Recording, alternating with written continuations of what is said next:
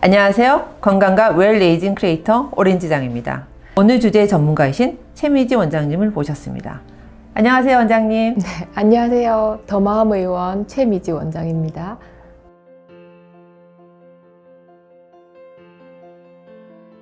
소아정신과 같은 경우에는 성인정신과 대비해서 이수하셔야 되든가 그런 것들이 혹시 있으세요? 네. 소아정신과 의사들은 전부 정신과 전문의를 따신 분들 중에서 소아정신과라는 세부 전공을 2년 정도 더 수련하신 분들만 전문의가 되는 거죠.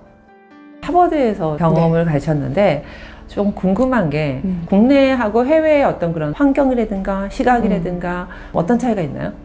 질환에 대한 시스템 자체가 더 선진적으로 잘 되어 있긴 하죠. 예를 들면 뭐 자폐나 발달장애에 대한 그 부담을 우리나라에서는 다 부모가 다 지는 데 비해서 미국 같은 경우는 비싼 치료비를 다 이제 국가에서 다 부담한다든지 그런 식으로 시스템이 좀 다른 게 더 차이가 있는 것 같아요. 그 전문의가 되는 과정보다는요.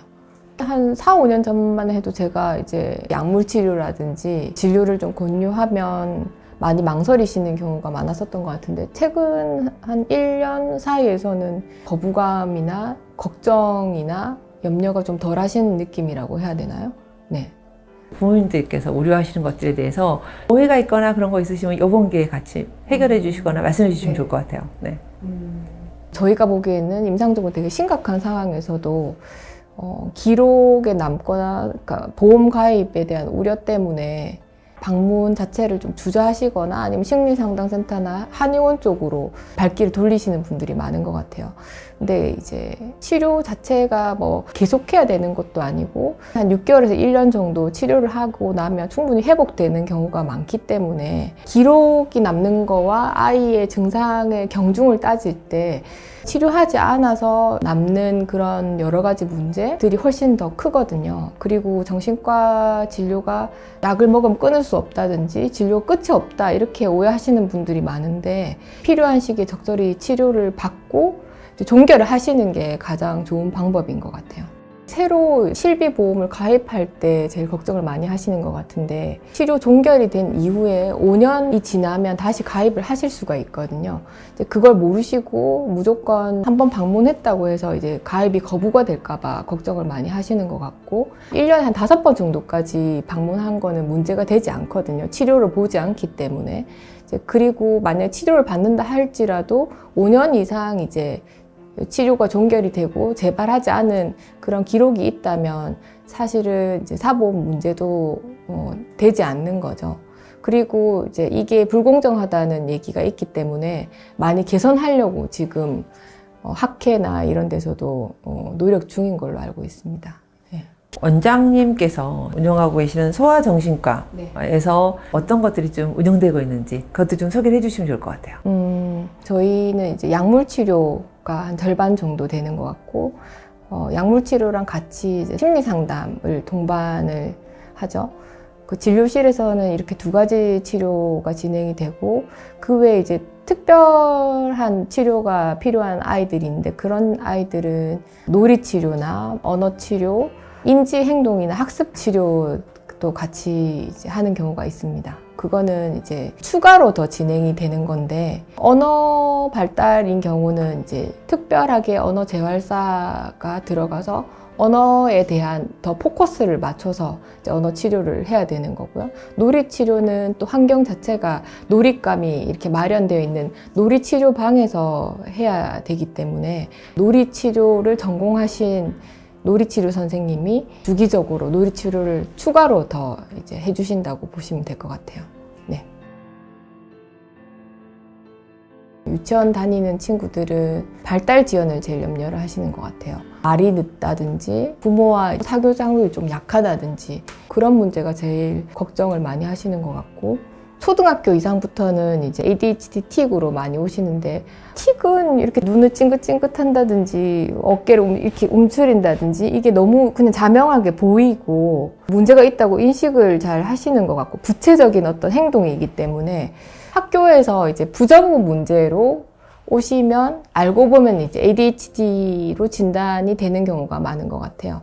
산만해서 앉아있지 못하고 준비물을 자꾸 잊어버린다든지 선생님 말을 듣지 않고 이제 지시에 따르지 않는다든지 상식적인 수준보다 훨씬 이제 심하다고 해야 될까요? 그러면 이제 보통은 학교나 학원에서 연락이 오고 교우관계에 문제가 생기면 그때 오시는 경우가 많은 것 같아요. 네. 어머님들이 제일 걱정하시는 게 아이들이 공부를 해야 되는데 왜 게임만 하고 핸드폰만 잡고 있을까, 이제 제한하거나 뺏으시는 경우가 가장 많은 것 같아요. 그걸로 트러블이 있는 경우가 제일 많고, 이거보다는 왜 그러면 아이가 게임을 많이 하는지, 왜 핸드폰을 놓지 않는지 이해를 하시는 게 더 중요하지 않을까, 그런 생각이 들어요. 어른들도 골치 아프다, 가슴 답답하다 이런 얘기 많이 하잖아요. 스트레스 받아서 골치 아플 때 병원 가면 뭐 진짜 안 나올걸요? 애들은 이제 정서적으로 표현법이 더 세련되지가 않기 때문에 도피할 수 있는 어떤 편안한 안식처로서 게임이나 모바일에 더 이제 빠지는 경우가 많은 것 같아요. 친구랑 어울리는 방법의 하나로 이제 스포츠나 이런 거 대신에 게임을 하는 친구도 있고, 마음이 안 좋아서 그 우울한 상황을 도피할 수 있는 탈출구로 이제 쉬는 장소로 게임을 생각하는 친구들도 있거든요. 게임을 많이 한다는 현상보다는 아이가 어떤 문제가 있기 때문에 게임을 많이 하는 걸까 물어보고 이해하고 관심을 가지려는 노력이 사실은 더 필요한 것 같아요. 무조건 하지 말라고 제안하는 것보다는. 네. 정신질환이라든가 이런 것들을 가지고 내원하시는 환자분들의 단계가 적절한 시기에 지금 잘 찾아오시는 것 같은지. 틱 같은 경우는 구체적인 증상이기 때문에 발견을 못 하시는 경우가 잘 없으신 것 같아요. 근데 아이가 성격 탓이라든지 아이의 주변 환경이 안 좋아서 그렇다든지 적응의 문제다 이렇게 생각을 하고 넘어가시는 경우가 많으신 것 같아요. 반드시 약물 치료나 이제 상담이 필요한 경우가 되게 많거든요. 예를 들면 계약하고 3월이 되었는데 아이가 한 4월 초나 뭐 4월 중순이 됐는데도 계속 적응을 못하는 문제가 계속 지속이 된다면 그때는 이제 오셔야 되는 시기인 거죠. 아이들이 방학 때는 좋아지고 학기 시작하면 그때부터 이제 힘들어하기 시작해요. 우울증이 있는 친구들은 3월 계약이면 4월 말 이제 5월이 되면 뭐 되게 자명하게 계속 그 적응하지 못하는 문제가 해결되지 않는 것이 보이고 이제 친구들이랑 같이 못 어울려서 혼자 밥을 먹는다든지 아니면 혼자 밥 먹고 그런 게 너무 고통스러우니까 조퇴하겠다, 이제 배가 아파서 학교를 못 가겠다 이렇게 얘기를 하고 이제 학교를 빠지기 시작하는 경우가 많고, 스트레스를 받기 때문에 집으로 그 문제들이 이제 퍼지는 경우가 많죠. 그 시기를 놓치는 경우는 3학년들이 노는 거랑 6학년들이 노는 거랑 완전 다르게 놀거든요. 정서 발달에 관계된 여러 부분들이 있는데 그 부분이 이제 구멍이 생기는 거겠죠. 교우관계에 문제가 있었던 그 기간만큼 그 구멍의 크기가 커진다고 할 수가 있을 것 같아요. 물론 이제 아이들은 적응력이 빠르니까 회복이 되면 다시 캐치업할 수 있는 그런 능력이 있긴 하지만 큰 구멍이 났을 때 캐치업을 해야 되는 아이의 힘듦이 더 이제 뒤따르는 거죠. 친절한 설명 너무 감사드립니다. 끝으로 전하고 싶은 말씀 있으시면 해주시고 마무리해 주시면 좋을 것 같아요.